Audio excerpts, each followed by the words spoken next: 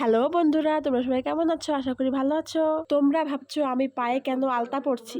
বন্ধুরা, তোমাদেরকে তো বলেছিলাম আজকে আমার বাড়ির পাশে সেই মহা সম্মেলন, তাই আমি সাজুগুজু করে ওইদিকে রওনা দিচ্ছি। ওইখানে যেতে আমাদের 1 মিনিট টাইম লাগবে। হাঁটতে হাঁটতে আমরা প্রায় চলে এসেছি। ফাইনালি চলে আসলাম। এসে দেখি হাজার হাজার মানুষ আর অনেক বড় বড় মতুয়া দল আসছে।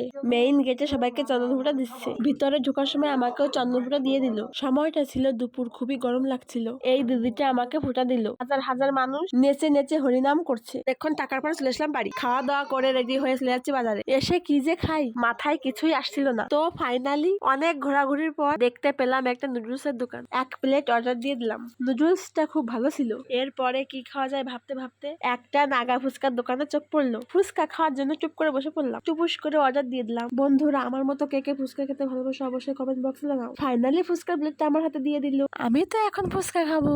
আমাদের ভিডিওটি কেমন লেগেছে বন্ধুরা?